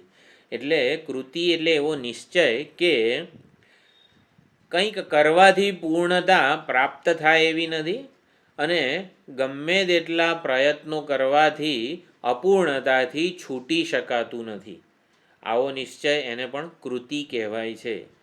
પૂર્ણતા કંઈક કરવાથી મળે એવી નથી અને કંઈક કરવું અને અપૂર્ણતાથી કાયમ માટે છૂટી જવું એ પણ સંભવ લાગતું નથી. માટે પૂર્ણતા મને નિત્ય પ્રાપ્ત જ હોવી જોઈએ અને અપૂર્ણતા નિત્ય નિવૃત્ત જ હોવી જોઈએ. ખોટી હું મારામાં અપૂર્ણતા માનતો હોઉં અને ખોટું પૂર્ણતાને મારાથી અન્યત્ર માનતો હોઉં, આવો જ કંઈક લોચો છે. આવી જે આને અન્વેષણ કહેવાય છે. પૂર્ણતાનું અન્વેષણ આવું હોય. ગમે તે કરવાથી પૂર્ણતા પ્રાપ્ત થતી નથી અને ગમે તેટલા આવી રીતે તૂટીને મરી જવું ને તો અપૂર્ણતાથી છૂટી શકાતું નથી. માટે અપૂર્ણતા ખોટી મારામાં જણાય છે, નથી ને જણાય છે એ નિશ્ચય, અને પૂર્ણતા સારું કંઈ કરું ને મળે એવી નથી ને, માટે પ્રાપ્ત જ હોવી જોઈએ પણ કોઈક રીતે એને જાણતો નથી. આ નિશ્ચયને અંતર્મુખતાનું પર્યવસાન કહેવામાં આવે છે. આટલી હદે અંતર્મુખતા જન્મવી જોઈએ, આ નિશ્ચય થાય એટલે પૂર્ણતા પ્રાપ્ત જ છે અને અપૂર્ણતા છૂટેલી જ છે, પણ છતાં વિપરીત કંઈક જણાય છે. માટે હવે મારે પૂર્ણતા પ્રાપ્ત છે અને અપૂર્ણતા છૂટેલી છે એવું જાણવાનું છે. તો આવું જાણવાનું ક્યારે થાય? એટલે કૃતિ ક્યારે થાય? તો હવે આગળ કહે છે, તો કૃતિ ક્યારે જન્મે? હા, કૃતિનો જુઓ, આ ભાષ્યમાં સુંદર અર્થ કરેલો છે. ઇન્દ્રિય સંયમ ચિત્તૈકાગ્રતા કરણમ સત્યામ તસ્યામ નિષ્ઠાદીની યથોક્તાની ભવંતી વિજ્ઞાન અવસાનાની. તો કૃતિ હોય તો આવી રીતે નિષ્ઠા જન્મે તો આગળ જે પ્રમાણેના બધા સ્ટેપ્સ હતા, શ્રદ્ધા જન્મે, શ્રદ્ધા હોય તો વિજ્ઞાન જન્મે, વિજ્ઞાન હોય તો અતિવાદી સત્યના વગેરે બધા આપણે પગથિયા સમજી લેવાના. હા, તો કૃતિ ક્યારે જન્મે? હવે આવે છે સુખ. યદા વૈ સુખમ લભતે અથ કરોતિ. તો જ્યારે સુખ પ્રાપ્ત થાય, સુખની આશા હોય તો જ આવી રીતે કંઈક કરવા માટે અષ્ટાંગ યોગ રૂપી સાધના માણસ કરે. કેમ? ગુરુ સેવા કરે શેના માટે? ભાઈ સુખ પ્રાપ્ત થવાનું હોય એટલે કે અનંત નિરતિશય સુખ, નિત્ય સુખ, ટકાઉ સુખ પ્રાપ્ત થવાનું હોય તો પછી માણસ આગળ વધે. ન અસુખમ લબ્ધવા કરોતી. ભાઈ સુખ ના મળવાનું હોય ને તો એ કોઈ સાધના કરતો નથી. સુખમ એવ લબ્ધવા કરોતી, સુખ હોય મળવાનું છે, સુખ હોય સાધનામાં પણ સુખ હોય તો જ એ કરે છે. સુખમ ત્વેવ વિજિજ્ઞાસિતવ્યમિતિ, નારદજી તમારે સુખને જાણવું જોઈએ. સુખમ ભગવો વિજિજ્ઞાસે, આ આપણે બોલવું જોઈએ પરમાત્મા પાસે, આચાર્ય પાસે. સુખમ ભગવો વિજિજ્ઞાસે, સુખ પ્રાપ્તવ્યમાંથી જ્ઞાતવ્ય બનવું જોઈએ આપણા માટે. એવું જીવન જીવવું જોઈએ કે સુખ મારા માટે વિજ્ઞેય બને, જાણવાની વસ્તુ બને, પ્રાપ્ત કરવાની વસ્તુ નહીં. આપણે વિચાર કર્યો પૂર્ણતા ગમે તેટલું કરવું તો એ પ્રાપ્ત થતી નથી અને અપૂર્ણતાથી છૂટી શકાતું નથી. માટે પૂર્ણતા પ્રાપ્ત હોવી જોઈએ અને અપૂર્ણતા છૂટેલી હોવી જોઈએ. તો એ મારે ઓળખવાનું છે, એનું જ્ઞાન પ્રાપ્ત કરવાનું છે. એવી જ રીતે આ પૂર્ણતા એટલે સુખ. તો સુખ જે છે આટલા ગમે તે કરવું તો એ પ્રાપ્ત થતું નથી. મને જેવું જોઈએ છે એવું નિત્ય સુખ જોઈએ છે, કાયમી સુખ જોઈએ છે, ટકાઉ જોઈએ છે, વિશ્વસનીય સુખ જોઈએ છે, નિરતિશય સુખ જોઈએ છે. એનાથી વધીને પછી એમાં ઓલું શું કહેવાય નિર્વિકાર એટલે કે વધનારું ઘટનારું નહીં, એકદમ નિરતિશય સુખ જોઈએ છે, બિનશરતી સુખ જોઈએ છે, અનસરપાસિબલ હેપીનેસ. તો એ સુખ મારા માટે વિજિજ્ઞાસિતવ્ય, જ્ઞાતવ્ય બને. આ અંતિમ અંતર્મુખતાની અંતિમ યાત્રા છે. એટલે સુખની વિજિજ્ઞાસા કંઈ પણ કરીએ આચાર્ય સેવાથી માંડીને એ સુખની વિજિજ્ઞાસા માટે જ, આનંદની વિજિજ્ઞાસા માટે જ હોવું જોઈએ. કંઈ પણ કરીએ આપણે એનાથી તમે તમ વેદાનુવચનેન બ્રાહ્મણાઃ વિવિદિશંતિ યજ્ઞેન દાનેન તપસા નાશકેન વિવિદિશા જન્માવે.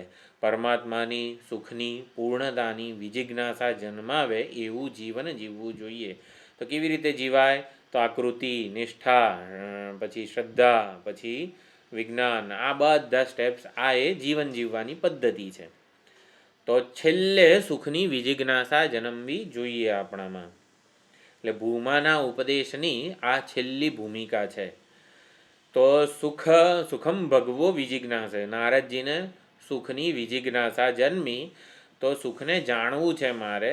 તો એટલે સનતકુમાર પછી સૌથી છેલ્લો ઉપદેશ આપે છે, યો વૈ ભૂમા તત્સુખમ, એ પ્રમાણે છે.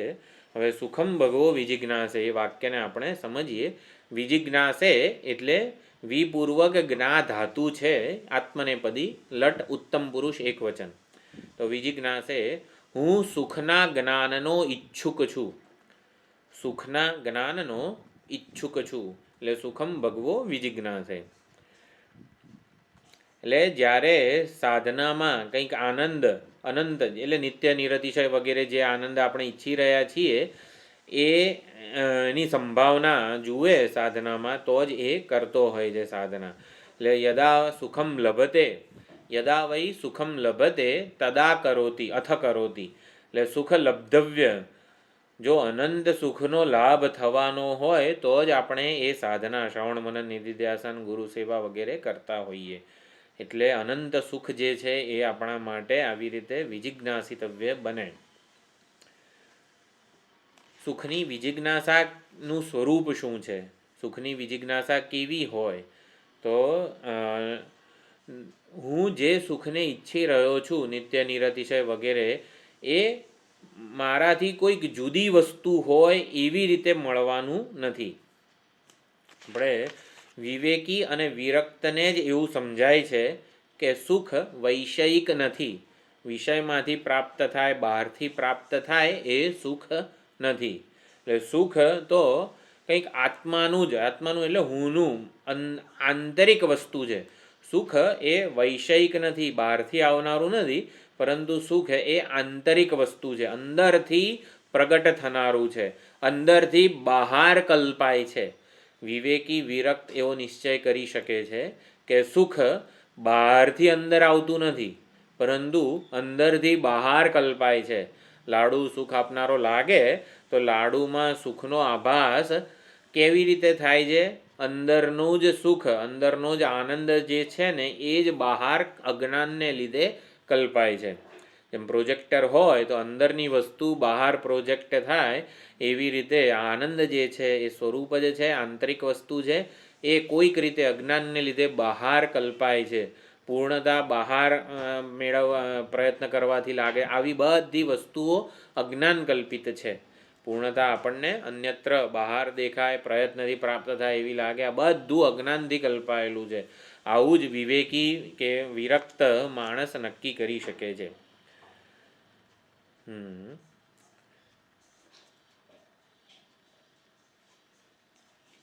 શ્રવણજનનું વૈષયિક સુખ એ આભાસ માત્ર છે, એ વિવેકી વિરક્ત નક્કી કરી શકે છે. સુખનું જ્ઞાન, સુખની વિજિજ્ઞાસા મહત્વની છે. એટલે સુખનું જ્ઞાન આપણને હોવું જોઈએ. તો સુખનું જ્ઞાન કૃતિનું પ્રયોજક છે. એક પ્રયોજક અને કારણ, આ બે વસ્તુઓ વિદ્યારણ્ય સ્વામીજી પંચદશીમાં જુદી બતાવે છે.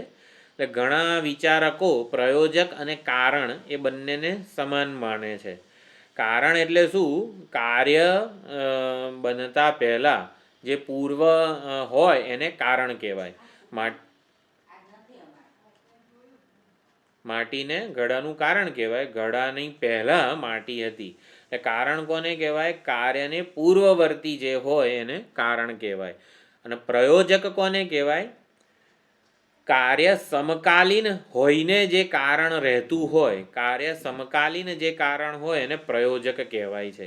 તો સુખનું સુખ એ કૃતિનું પ્રયોજક છે. આપણે કંઈ પણ કરતા હોઈએ ત્યારે આનંદ આવતો હોય, ગુરુ સેવા વગેરે કરતા હોઈએ, એનો આનંદ એટલે કાર્ય સમકાલીન સુખનું પ્રયોજક, કૃતિનું પ્રયોજક સુખ છે. એટલે સુખ એ પ્રયોજક છે. પ્રયોજક એટલે શું? કાર્ય, કૃતિ વગેરે જે કાર્ય છે, ગુરુ સેવા પરાયણતા એ દરમિયાન જે હોય, એટલે એની પહેલાં હોય એવું પણ ઘણા વિચારકો માને છે. એટલે કે સુખમાંથી કૃતિ જન્મે છે. કૃતિ એટલે ગુરુ સેવા પરાયણતા વગેરે જે આપણે અર્થ કરેલો એ. એટલે કૃતિ પહેલાં સુખનો અવબોધ ન હોય, આ કરવાથી સુખ મળશે એવું કંઈ લાગતું ન હોય, તોય એ કરીએ ગુરુ સેવા, ભગવાનની સેવા, ભગવાનના શૃંગાર એ કરીએ તો સુખ આનંદ મળતો હોય છે. એટલે ઘણા વિચારકો એવું માને છે કે સુખ કારણ છે, ઘણા વિચારકો માને છે સુખ પ્રયોજક છે. કારણ અને પ્રયોજકમાં આ છે, કારણ પૂર્વવર્તી હોય અને કાર્ય સમકાલીન હોય ને પ્રયોજક કહેવાય. એક મિનિટ, હા. આ ગળા માટીના કેસમાં પ્રયોજક કુંભાર કહેવાય? ના ના, એવી રીતે ના આવે. ના ના, પ્રયોજક એટલે કારણનું જ આમ સમાનાર્થી છે, પરંતુ પ્રયોજક એટલે કાર્ય સમકાલીન જે હોય, કાર્ય સમકાલીન, કાર્યની પૂર્વવર્તી જ હોય એવું નહીં, કાર્ય સમકાલીન પણ હોય, એને પ્રયોજક કહેવાય છે. પ્રેરક અને પ્રયોજક આ બંનેમાં તફાવત છે. પ્રયોજક હોય ને એટલે પ્રેરક કોને કહેવાય? હળી કરીને જતો રહે ને એને પ્રેરક કહેવાય. ઓલું કરીશ ને તો મજા આવશે એમ કરીને પોતે ભાગી જાય અને પછી આપણને ધંધે લગાડે, એને પ્રેરક કહેવાય. અને પ્રયોજક એટલે શું? ઊભો રહે, ચાલ હું જોઉં છું, જો શ્રવણ મનન કર, મજા આવશે એમ. એટલે સુખ જે છે એ પ્રયોજક છે, એ પોતે ઊભું હોય ત્યાં જવાબદારીપૂર્વક. પ્રેરક અને પ્રયોજક. હળી કરીને જતું રહેતું નથી સુખ આપણને, એ પ્રયોજક છે, એ હાજર રહેતું હોય છે. હા, એટલે પ્રેરક અને પ્રયોજક આપણે વ્યવહારમાં આવી રીતે સમજી શકીએ છીએ. આ તો વિદ્યારણ્ય સ્વામીજીનું જરા કોટેશન હતું આનંદની બાબત. હા, એટલે હવે કૃતિ વગેરે સુખ જન્માવશે. જો કૃતિમ ભગવો વિજિજ્ઞાસે એવું કીધું નારદજીએ, તો પછી કીધું યદા વૈ સુખમ લભતે અથ કરોતી. તો જો નારદજી સુખ જન્મે, યદા વૈ સુખમ લભતે, સુખ લાભ થશે એવું જો માનીએ ને તો પછી કૃતિ થાય. એટલે કૃતિનું પ્રયોજન કપચક આ સુખ છે. ઓકે, ચાલો સુખ મળવાનું છે ને, વાંધો નહીં, આપણે ગુરુ સેવા વગેરે કરતા રહીએ એમ. એટલે ગુરુ સેવા કરતા રહીએ તો સુખ લાભ થઈ જશે. શું જો મંત્રમાં જુઓ તમે, આ વસ્તુ યદા વૈ સુખમ લભતે અથ કરોતિ. કરોતિ એટલે કૃતિ. કૃતિ એટલે શું? ગુરુ સેવા વગેરે. જે પરાયણતા જે છે એ બ્રહ્મ જ્ઞાન માટે ગુરુ સેવા કરીએ અને કૃતિ કહેવાય. તો સુખ લાભ થશે માટે કરીએ છીએ. હા, એટલે ગુરુ સેવા પરાયણતા આપણે બધું જ કરીએ છીએ, વેદાંત શ્રવણ કરીએ છીએ, મનન કરીએ છીએ, બધી સાધના કરીએ છીએ, સુખ લાભ થઈ જશે. એટલે આવું ના હોવું જોઈએ, એટલે જ અહીંયા સુખમ ભગવો વિજિજ્ઞાસે કીધું છે. એટલે કૃતિ વગેરે સુખનો અવબોધ જન્માવશે એમાં સંતુષ્ટ નહીં થવાનું. સુખની વિજિજ્ઞાસા કૃતિ જન્માવવી જોઈએ. એટલે સુખની વિજિજ્ઞાસા જન્મે ને એ સૌથી અગત્યનું છે. એટલે સુખને સમજવા માટે સુખની ઈચ્છા કે પ્રયત્ન વગેરે નથી કરવાનો મારે. સુખને માત્ર મારે જાણવાનું છે. સુખની ઈચ્છા નથી જન્માવવાની, સુખનો માટે પ્રયત્ન નથી કરવાનો. સુખ મારા માટે પ્રાપ્ત જ છે, પણ મારે એને ઓળખવાનું છે. એ સુખની વિજિજ્ઞાસા જન્મવી જોઈએ. એ કઈ રીતે જન્મે? હા, 10મા છોકરાને આપણે ઉદાહરણથી સમજીએ સુખની વિજિજ્ઞાસા એટલે શું. 10માને શોધનારા બધા છોકરાઓ થાકી ગયા, હારી ગયા, કંટાળી ગયા. એટલે નિશ્ચય શું જન્મ્યો? હવે શોધવાથી મળે ને એવું લાગતું નથી. શોધવાથી 10મું મળી જાય એવું લાગતું નથી, માટે આપણે શોધવાનું બંધ કરીએ. શોધવાથી મળે નહીં. તો પછી બેસેલા છે બધા 10 છોકરાઓ, એને વડીલ બ્રહ્મચારી જે હોય એ આવીને પૂછે છે, ભાઈ 10માને જોવો છે? તો એ લોકો શું કહે?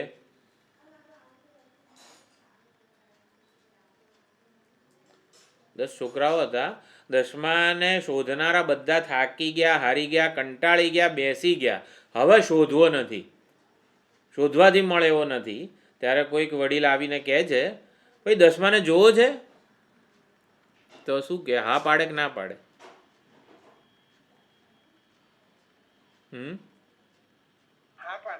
હા પાડશે. હા, 10માને મળવું છે ને? તો હા પાડે કે ના પાડે? હા પાડે છે. બીજા બધાને કઈ 10મામાં ઇન્ટરેસ્ટ નથી? હા, એટલે 10માને જોવો છે તો પેલા હા પાડીએ. ચાલો, એટલે આપણે પૂછીએ 10માની જગ્યાએ આપણે કનૈયાને મૂકી દઈએ, બરોબર? તો 10માં જે હોય તો પરમાત્માને જોવો છે ને? પરમાત્માના દર્શન કરવા છે ને? હા કે ના? હા. પરમાત્માને મળવું છે? હા, કોઈક તો ના પાડો તો આગળ વધીએ. અરે વાહ, એવું તો ભાઈ 10માની જ ઓલામાં આપણે મૂકીએ. જો હું 10મો છું એવું તો કોકે કહેવાનું છે, એ જાતે ખબર પડવાની જ નથી. કોઈ દિવસ કોઈને પડે નહીં. એટલે જ આને શું કહેવાય છે? રાજવિદ્યા રાજગુહ્યમ પવિત્રમુદમુત્તમમ પ્રત્યક્ષાવગમમ કીધું છે. એટલે જે ચલો એ વાત પછી આવશે. હું 10મો છું એવું આપણને જાતે કોઈ દાડો ખબર ના પડે. એટલે એ વાત તો જવા દો. હું પરમાત્મા છું એ કોકે ગુરુએ કહેવું પડે, એ આપણને જાતે આ ખબર ના પડે. 10માને પરમાત્માને જોવા છે, પરમાત્માને મળવું છે, તો આપણે ના પાડવાની ને? હા પાડવાની. હા, જો હા પાડીશું ને તો કોક આપણને શોધવા મોકલી દેશે. જો ઓલું કર પરમાત્મા મળશે, જો ઓલું કર પરમાત્માના દર્શન થશે. એટલે ક્યાંક ને ક્યાંક આપણને કર્મ ઉપાસના વગેરેમાં પ્રવૃત્ત રાખે જો હા પાડીએ તો. એટલે 10મા છોકરાઓમાં 10 છે ને જરા બુદ્ધિશાળી હતા. એટલે બુદ્ધિશાળી હતા એટલે હા પાડવી નથી. જો આખ્યા 24 કલાક આપણે થાકી હારી એવા કંટાળી ગયા છીએ. કેટલાય ઓલી જાળીમાં જોયું તો બધા કાંટા વાગ્યા છે, પાણીમાં કેટલું બધું તર્યા, ઠંડી લાગી છે. હવે હા પાડીશું ને તો હા ક્યાંક ને ક્યાંક આપણને મોકલશે શોધવા માટે. એટલે બધાએ નક્કી કર્યું કે ભાઈ હા પાડવાની નથી. 10માને જોવો છે? ના. 10માને મળવું છે? ના. એટલે બધાએ ના પાડી. પછી એમણે ઉપદેશ્યું તું 10મો જેમ કરીને. એટલે સુખને જોવું છે, મેળવવું છે તો આપણે ના પાડવાની. પરમાત્માને જોવા છે પરમાત્મા દર્શન કરવું છે? હા ના પાડવાની. હા, એટલે હજી કોઈ ના નહીં પાડતું. ના પાડવાની. પરમાત્મા દર્શન કરવું છે? પરમાત્માને જોવા છે, મળવું છે?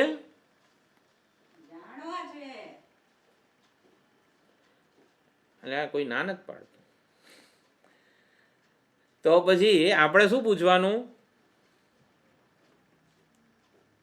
10મું કે ચાલો પરમાત્માને આપણે ના પાડવાની છે મોટેથી. પરમાત્મા દર્શન કરવા છે? ના. પરમાત્માને મળવું છે? ના. પરમાત્મા પ્રાપ્તિ કરવી છે? ના. તો શું પૂછવાનું પછી આપણે? વડીલ બ્રહ્મચારી જે આવ્યું હોય આચાર્ય એને, કોણ છે પરમાત્મા? બરોબર. કયો ખોવાયો છે? 10મો ખોવાયો છે એવું બધા કહેતા છે. કયો ખોવાયો છે? 10મો ખોવાઈ ગયો છે, એટલે આવીને કહે છે ભાઈ હોચ્યો નહીં વગેરે વગેરે. કોણ ખોવાયું છે? એટલે કોણ અહીંયા મહત્વનું છે. કોણ છે 10મું? કોણ ખોવાયું છે? આને જ્ઞાન કહેવાય, આને વિજિજ્ઞાસા કહેવાય. એટલે પરમાત્માની પ્રાપ્તિ એ નથી કરવી, પરમાત્માનું આપણે મેળવવાનું નથી, કશું કરવાનું નથી. પરમાત્મા કોણ છે એ આપણે જાણવાનું છે. પરમાત્મા વિષયક જ્ઞાન આને કહેવાય વિજિજ્ઞાસા. જો વિજિજ્ઞાસાને આવી રીતે સમજાવી છે. અને એટલે જો પરમાત્માને મેળવવા છે, દર્શન કરવા છે, આ બધું કર્મ થયું. અને અહીંયા જે કોણ છે પરમાત્મા એ જ્ઞાન થયું. એટલે અત્યારે ગીતા ભાષ્યમાં જ્ઞાન કર્મ સમુચ્ચય શક્ય નથી વગેરે જે ચર્ચા ચાલે છે. એટલે જો એવું કે હા પરમાત્માને જોવા છે તો ઓલો કોકને કોઈક કર્મ કે ઉપાસનામાં કોઈક ધંધામાં લગાડે આપણને, હજી આ કર પછી તને પરમાત્માના દર્શન થશે એમ. એટલે જ્ઞાન અને કર્મનો સમુચ્ચય શક્ય નથી એ આ બાબતે પણ આપણે સમજી શકીએ છીએ. બંનેની માનસિકતા જ જુદી છે. ઓલો 10 છોકરાઓને ખબર પડી ગઈ હવે બહાર કશું કરવાથી શોધવાથી મળે એવો નથી, માટે હવે તો આપણે બેસી જ ગયા છીએ, ઊભા થવું નથી એમ. એટલે કોઈક કહે કે શોધવો છે કે ના ભાઈ હવે શોધવો નથી, શોધવાથી મળે ને 10મો નથી, એટલે હજી કંઈ કરવું છે ના હવે કંઈ કરવું નથી મારે, એ પ્રમાણે નિશ્ચય થાય છે. સુખમ ભગવો વિજિજ્ઞાસે એટલે આવો નિશ્ચય. સુખની મને વિજિજ્ઞાસા છે એટલે કે સુખને મારે જાણવું છે. પરમાત્મા બ્રહ્મ કોણ છે? કનૈયો છે કોણ? જેની હું આટલી સેવા પૂજા આરાધના કરું છું એ છે કોણ? કનૈયાના દર્શન કરવા છે? ના ભાઈ, કનૈયાને પ્રાપ્ત થવું છે, ગોલોકમાં જવું છે, સાકેત લોકમાં જવું છે, ક્યાંય જવું નથી. ક્યાંક જવાનું આવશે ને તો આપણને કંઈક ને કંઈક ઉલટાના દૂર જ રાખશે. ક્યાંક જવાનું કે અહીં કરીશ ને તો કનૈયાના દર્શન થશે, તો એ કનૈયાથી દૂર જ મોકલશે આપણને. એટલે કનૈયાનો સાક્ષાત્કાર નહીં કરાવે કંઈ એમ. એટલે વસ્તુ કેવી છે? સુખમ ભગવો કૃષ્ણમ ભગવો વિજિજ્ઞાસે. એટલે આ પ્રમાણે આપણને કૃષ્ણની આપણા ઈષ્ટ દેવતાની વિજિજ્ઞાસા હોવી જોઈએ. શોધવાથી કંઈક કરવાથી મળે એવું નથી, માત્ર ને માત્ર જ્ઞાનથી. એટલે વિજિજ્ઞાસાને ક્વોન્ટમ જમ્પ કીધો છે. ઓલો ઊભો જ ના થાય, 10માને જોવો છે 10માને ના પાડે, એટલે આને વિજિજ્ઞાસા કે ક્વોન્ટમ જમ્પ. હું માનું છું આ ક્વોન્ટમ જમ્પ શબ્દને બરોબર મેં સમજાવ્યો છે. ક્વોન્ટમ જમ્પ એટલે જુદા જ પ્રકારની માનસિકતા. એટલે હવે કશું કરવાનું બાકી નથી, હવે માત્ર ને માત્ર ઓળખવાનું બાકી છે ભગવાનને. જે ભગવાનને હવે સેવા પૂજા આરાધના કરી રહ્યો છું એ વાસ્તવમાં કોણ છે, હૃદયસ્થ ચૈતન્ય સ્વરૂપ જે છે એ ઓળખવાનું જે છે. હવે એ કેવી રીતે ઓળખાય? ગુરુ કહે તો ઓળખાય. કોઈક કે એ જાતે ઓળખો. હું 10મો છું ને એવું કોઈને ખબર નહીં પડે. એને જ અજ્ઞાન કીધું છે કે 10માને હંમેશા પોતાનાથી જુદું બતાવે. કનૈયાને હંમેશા મારાથી જુદો કોઈક બતાવે એને જ અજ્ઞાન કીધું છે. કોઈ દિવસ ખ્યાલ જ આવવા ના દે કે જે સુખને હું પ્રાપ્ત કરવા મથી રહ્યો છું એ બહાર નથી પણ અંદર છે, એવું અજ્ઞાન એની જરા પણ શું કહેવાય એને પ્રતીતિ જ થવા દેતું નથી. અજ્ઞાન કોને કીધું છે? કે સુખ એ આંતરિક વસ્તુ છે, એની પ્રતીતિ થવા ન દે ને એને અજ્ઞાન કીધું છે. એટલે અજ્ઞાન આમ કોઈક આમ આવરણ છે આમ પરમાત્માની સામે ને એવું બધું નથી. પરમાત્માની વિજિજ્ઞાસા ના, સુખની વિજિજ્ઞાસા ન જન્માવા દે આપણામાં, એ અજ્ઞાન છે. એટલે સાચું સુખ ક્યાં છે, કોણ છે, એ કોઈ દિવસ વિચાર કરવા જ ના પ્રેરે આપણને. તો આ પ્રમાણે સુખમ ભગવો વિજિજ્ઞાસે, એટલે સુખની વિજિજ્ઞાસાનો આપણે પોતાનામાં અભિનય કરવાનો છે, એને ઓળખવાની છે. સુખની વિજિજ્ઞાસા જન્માવવાની છે. કઈ રીતે સુખની વિજિજ્ઞાસા જન્મે આપણામાં? એ વિવેક, વિચાર, કૃતિ, નિષ્ઠા આ તે બધું આપણામાં હોવું જોઈએ. તો સુખની વિજિજ્ઞાસા જન્મી છે નારદજીમાં, આપણા બધામાં. એટલે હવે આગળ આવે છે ઉપદેશ. કૃતિ યદ સુખમ ભાષ્ય છે. સુખ પ્રાપ્ત થાય. કેવું સુખ? નિત્ય નિરતિશય વક્ષ્યમાણમ લબ્ધવ્યમ મયા ઇતિ મન્યતે તદા ભવતી યથા દૃષ્ટફલ સુખ કૃતિ તથા યપી ન સુખમ લબ્ધ્વા કરોતિ ભવિષ્યમ લબ્ધા તદુષ્ય પ્રવૃત્ત્યા ઉચ્યતે. અથ ઇદાનીમ, હવે કૃત્યાદિષુ ઉત્તરોત્તરેષુ સત્સુ, કૃતિ વગેરે જે હોય તો સત્સુ સ્વયમેવ પ્રતિભાસતે ઇતિ ન. જો કૃતિ વગેરેનો પ્રયત્ન કરીશું ને તો સુખ પ્રાપ્ત થઈ જશે, કશું કંઈ કરવાની મહેનત નથી કરવાની એમ, એવું ન સમજવું જોઈએ. સત્યમ સ્વયમેવ પ્રતિભાસતે, સત્યની, પારમાર્થિક સત્યની, અતિવાદી વગેરેની પ્રાપ્તિ થઈ જશે એવું નહીં સમજવાનું. ન તદ્વિજ્ઞાનાય પૃથક યત્ન કાર્ય ઇતિ, તેના માટે બહુ ઝાઝો પ્રયત્ન બીજો કરવો નહીં પડે એવું નહીં. તતઃ ઇદમ ઉચ્યતે સુખમ દ્વૈવતે વિજિજ્ઞાસિતવ્યમ ઇતિ. આ એક વસ્તુ છે ને, આમ મેં ચર્ચા કરી કે કૃતિ વગેરે આ સંપન્ન થાય તો સુખનો અવબોધ થઈ જશે, એટલે પરમાત્માની સેવા કરીશું તો પરમાત્માની પ્રાપ્તિ થઈ જશે. આમ જો એ જે ભાષ્ય અત્યારે મેં વાંચ્યું ને એનો અર્થ આ છે, પરમાત્માની સેવા પૂજા આરાધના કરીશું તો પરમાત્માના દર્શન થઈ જશે, પરમાત્માની પ્રાપ્તિ થઈ જશે, એવું ન માનવું એમ. જો અહીંયા ભાષ્યના શબ્દો તમે જુઓ, અથ ઇદાનીમથી જે ભાષ્ય છે ને એનો મતલબ એવો છે, કૃત્યાદિષુ ઉત્તરોત્તરેષુ સત્સુ, કૃતિથી ઉત્તર નિષ્ઠા, નિષ્ઠાથી શ્રદ્ધા, શ્રદ્ધાથી મનન, આ બધું હશે. એટલે મારા જીવનમાં કૃતિ હોય, નિષ્ઠા હોય, શ્રદ્ધા હોય, આ બધું હોય તો સત્યમ સ્વયમેવ પ્રતિભાસતે. આપણે મૂળ શું જોઈતું હતું?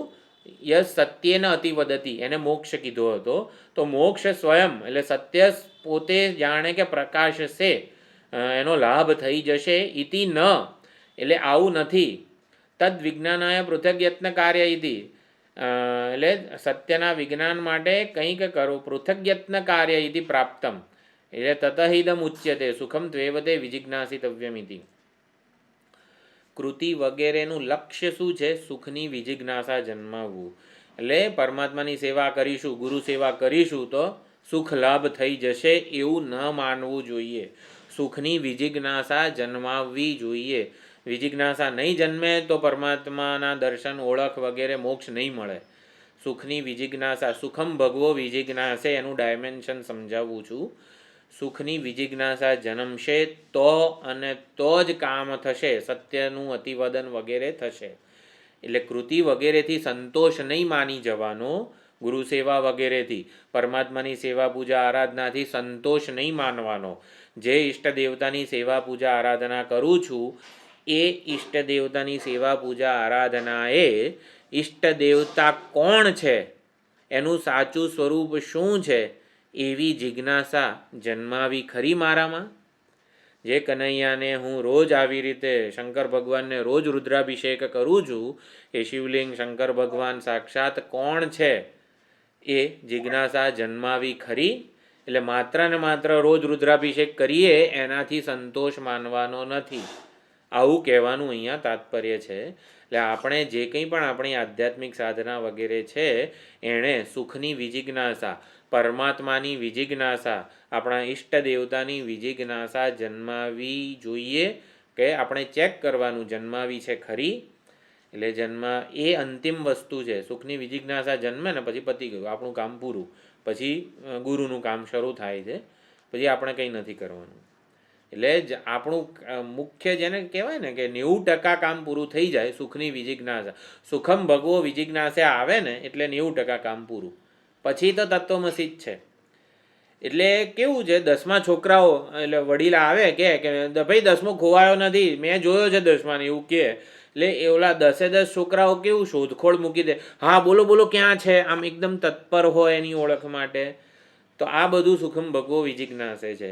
જે નિત્ય નિરતિશય સુખને હું ઝંખી રહ્યો છું એ કોઈક રીતે મારાથી જુદું નથી, મારાથી અન્યત્ર નથી, અને મારા હૃદયમાં જ ઉપલબ્ધ છે પણ હું જાણતો નથી, એનો લાભ લઈ શકતો નથી.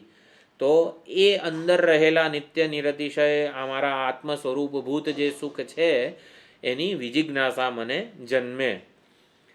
એ ખાસ આપણા જીવનમાં હોવું જોઈએ. એટલે સુખમ ભગવો વિજિજ્ઞાસે. આપણે વિચાર કર્યો સત્યમ ભગવો વિજિજ્ઞાસે, પારમાર્થિક સત્યની મારે જાણવું છે. એ પારમાર્થિક સત્ય જ્યારે સુખમ ભગવો વિજિજ્ઞાસેમાં પરિણમે, એટલે પારમાર્થિક સત્ય ખરેખર આવી રીતે મારાથી જુદું નથી, એ જ નિત્ય નિરતિશય સુખ સ્વરૂપ છે, અને એને હું આવી રીતે જાણવા મથું છું, જાણવા માગું છું, એને સુખમ ભગવો વિજિજ્ઞાસે કહેવાય.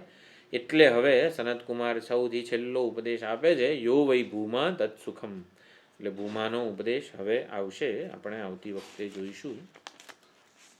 બહુ જ સુંદર આ સનતકુમારજીએ નારદજીને આવી રીતે દોર્યા છે સુખની વિજિજ્ઞાસા સુધી.